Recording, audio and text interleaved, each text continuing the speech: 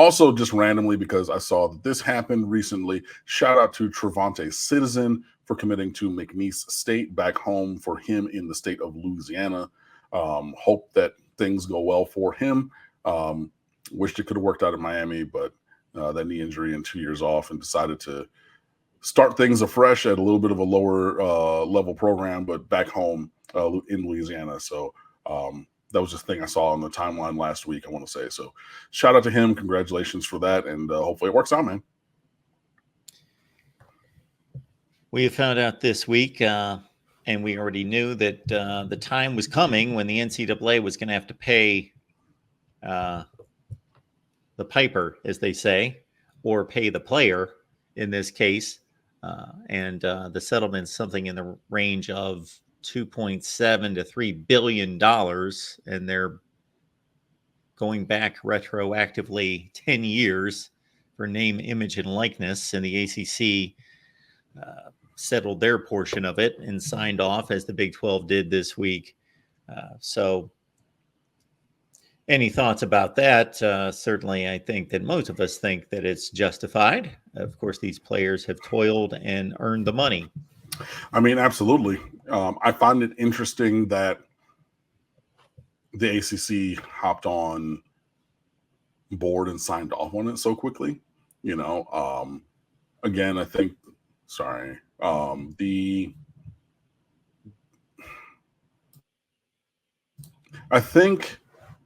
because who was first? Big 12? See, as I was saying that, I was wrestling in my brain over who was first. I think it was. I think it was too. I believe so. ACC joins Big 12. Yep, boom. So yeah, Big 12 was first, and then the ACC jumps in, and like,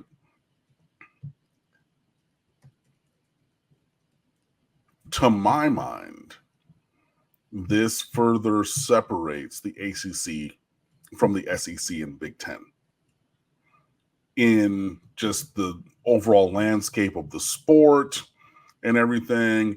Like, you ran really quickly and you did a thing, the same thing in a very close timeline to the Big 12. So like, you are similar in proximity to time. So it's just like, okay, we're a similar conference by action, right? Whereas, you know, the big boys right now, the Big Ten and the SEC, they're saying, we're going to hold back. I don't know if they're going to, you know, decide to ratify this and, you know, join the settlement or whatever. But what they did not do is say, okay, we're going to follow the lead of a smaller conference and then just hitch our wagon and go boom, boom, boom. And look, even if the thought process was not that internally at the ACC, me on the outside, this is what the optics look like to me, right? So it just seems like, take a beat, work some back channels, figure out if and when they, you know, the SEC and Big Ten might come to the table as well and be like, cool. We're, you know, if you're Mo and Larry, we're Curly. We're one of the other three stooges. You know, we're the third stooge with you guys. I know that took y'all way back because that's from like the 1920s. My God, man.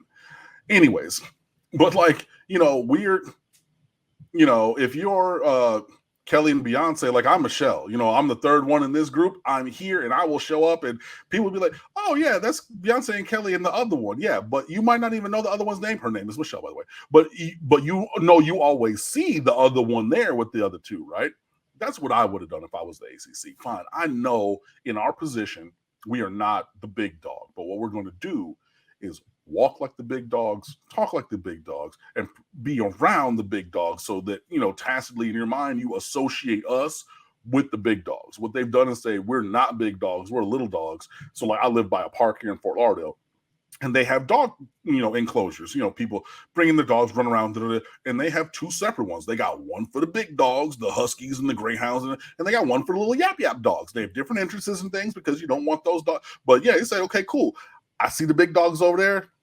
My little Pomeranian behind, like my mom's dogs, I'm going to go over here to the little, that's what it looks like to me. I don't necessarily like it from an operational standpoint as the ACC. In terms of the settlement itself, players should have been getting paid for a good long time.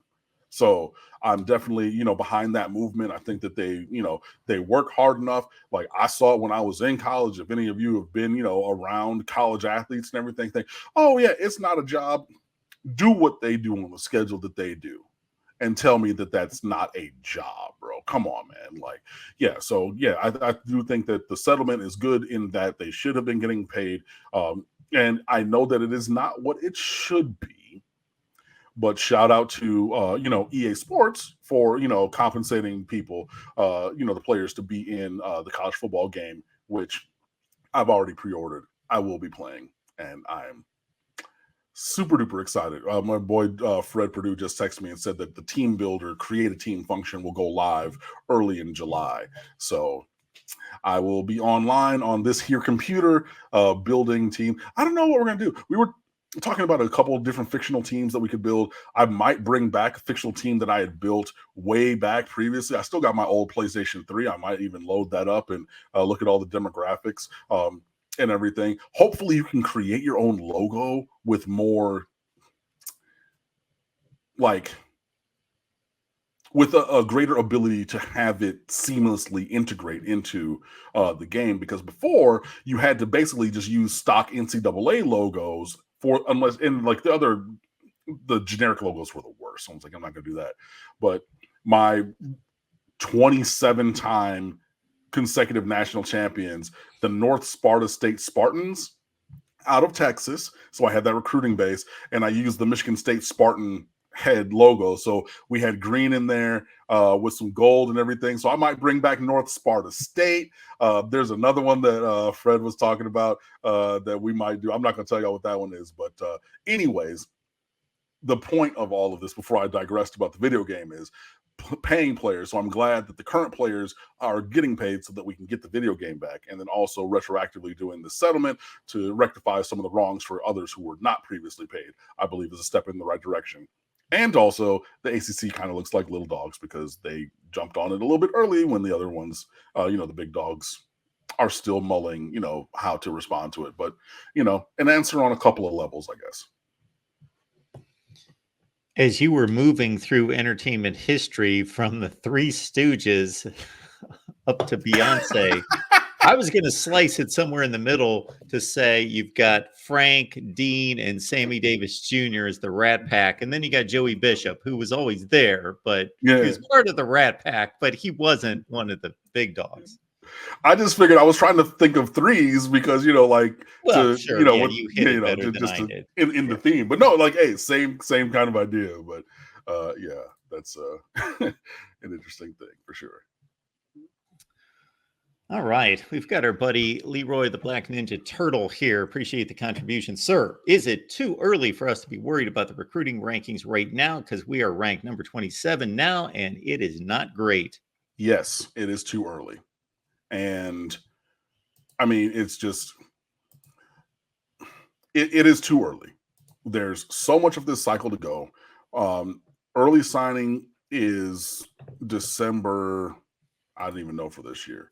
Early signing day 2024 is the one.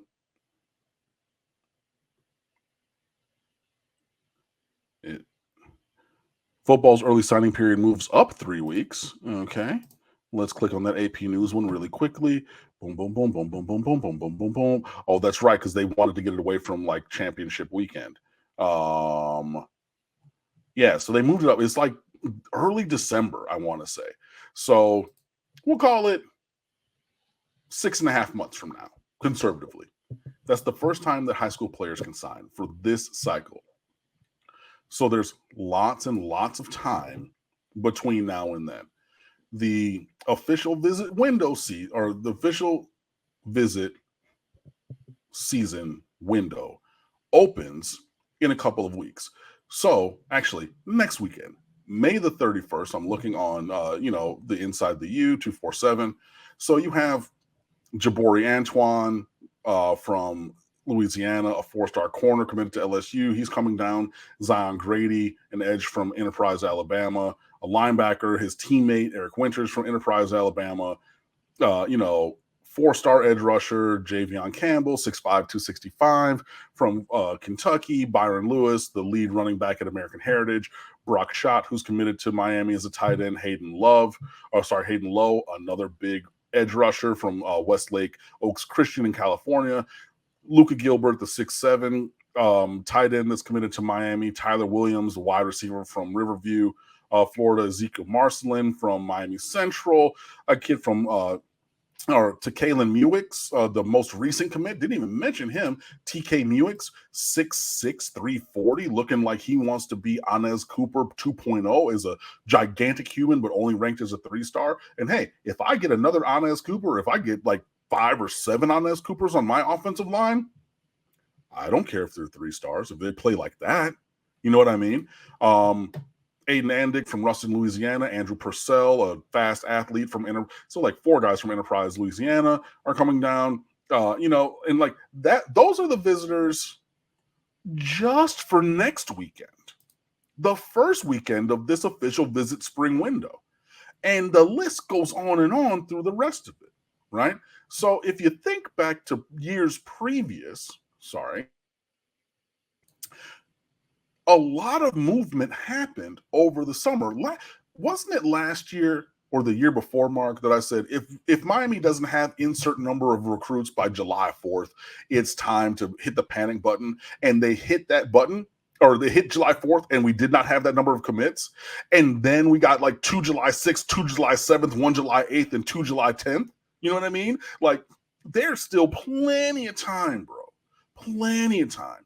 And I would rather so if you look at the results at the end of the cycle, at signing day, that have happened with Mara Cristobal, it's been going in this direction, which is ascending, increasing at an increasing rate. That is the kind of parabola that we want, or exponential chart that you want to have, right?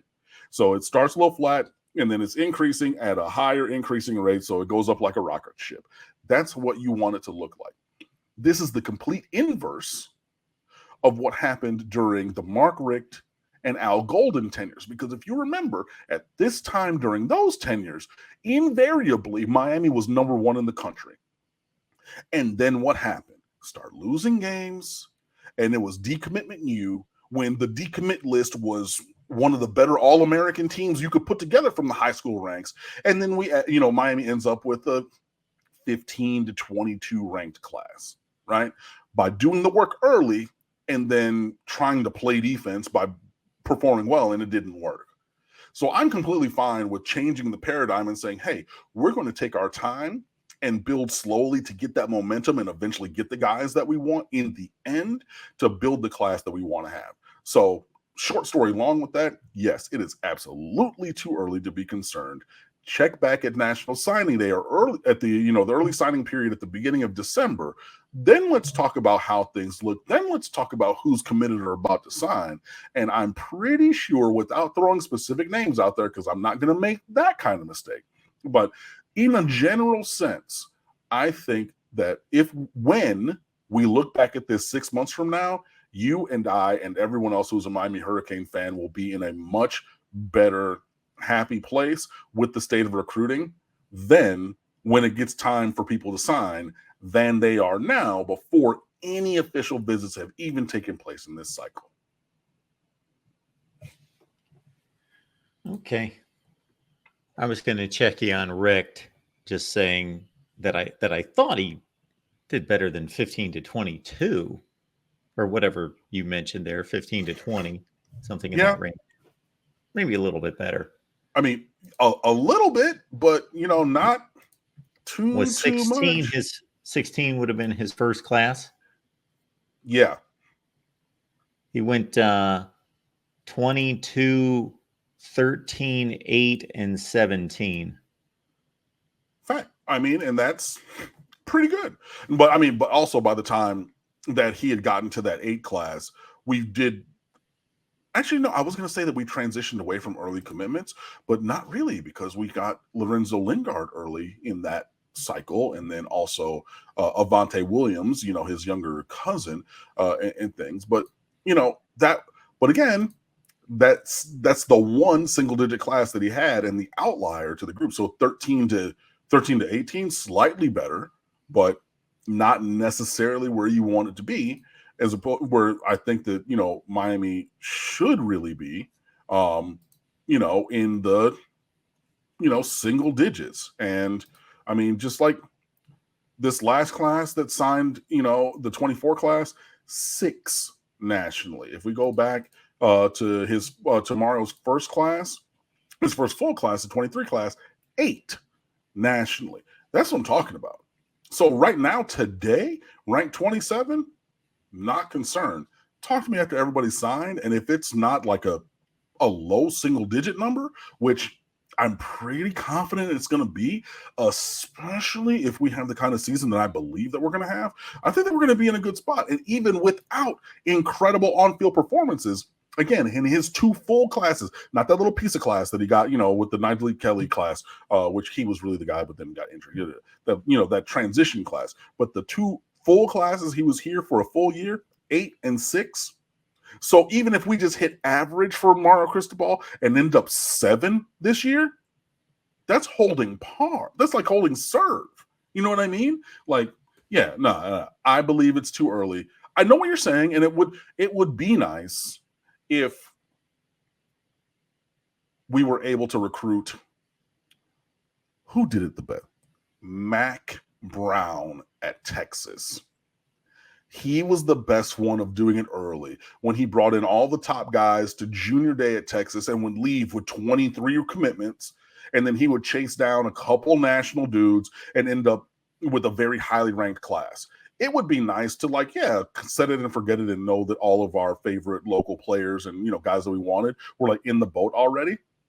Not really the way that the world of recruiting works, not just for us, for anybody anymore. Even Mac Brown at North Carolina. So it's good that you're dialed in. It's good that you're thinking about it. It's good, but there's like, okay, this is where we are.